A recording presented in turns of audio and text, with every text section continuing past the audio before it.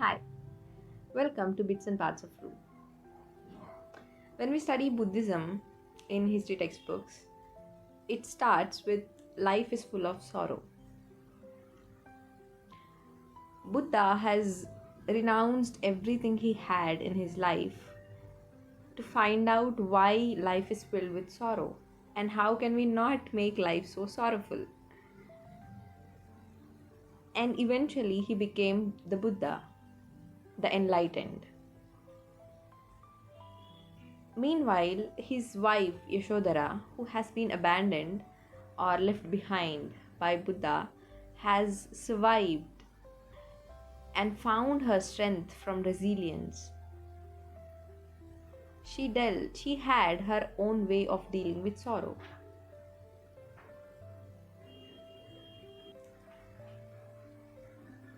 At some point in life, we all feel so lost. Nothing makes sense. And some even talk of going to Himalayas, leaving everything behind. And a very few do that too. But this is not something you and I are experiencing in this 21st century. It has been the way of life from centuries. That does not mean it is common and hence we should not bother about it. It only means that you're not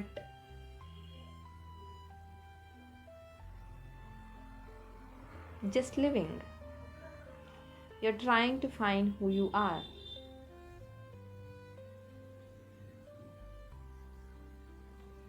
Sometimes I feel like a, a mindless pawn being played by someone.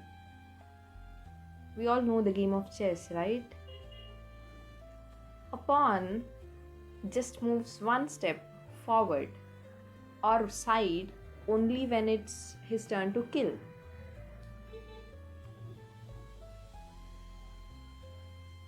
Looks like not very important part of the chess, as important as a horse or an elephant or queen. But king too can only move one step at a time.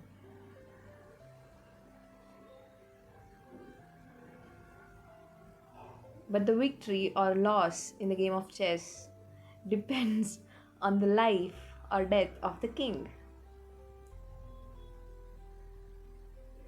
How beautifully ironic it is. It's okay to feel like a pawn.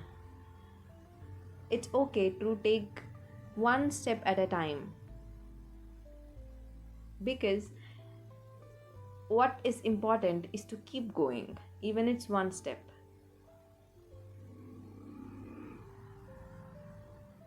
When the pawn keeps going one step at a time, and when he reaches the other side, he becomes the queen. And there are many instances where one pawn can win you a game. All you have to do is believe. Believe that you're capable. Believe that you're not a mindless pawn.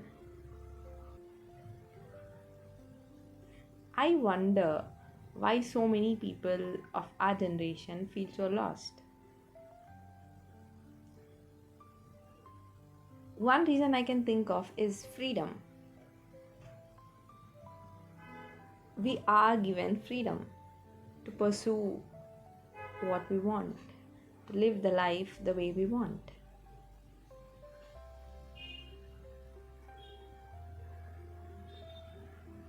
But we are conditioned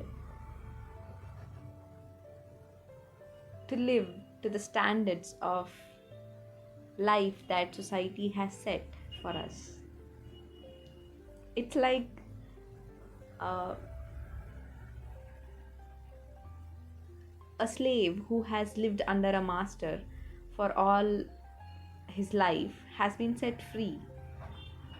And now he has his freedom, his life in his hands. But he's so clueless of what to do about it, what to do with it.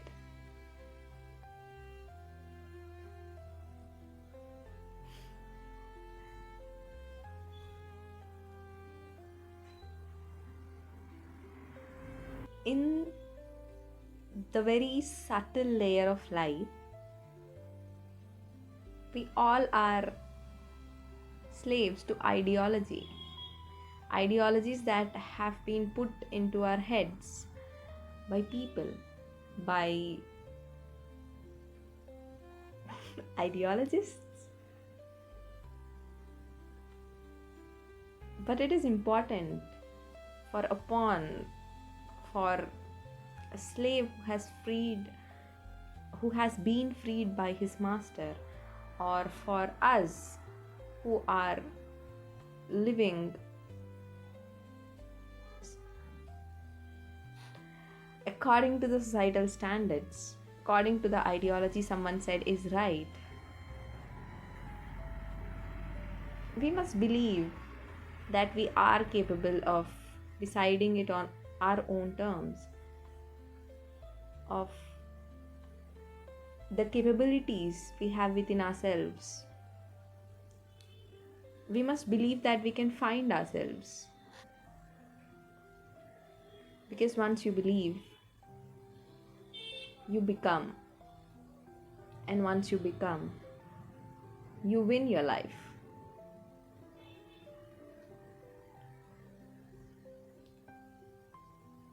So keep going. Even it's one step a day. Keep going. Because when you keep going, you break the limits and you reach the other side. When you do that, a pawn becomes a queen and you win the game of your life.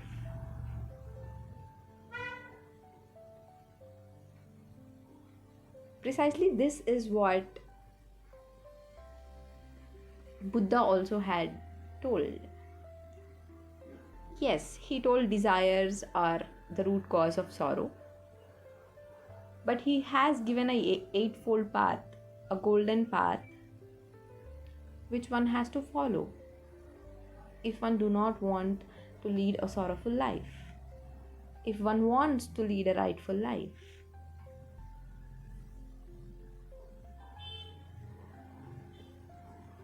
What is life to you? I would surely like to know it in the comments. Until we meet again, namaste.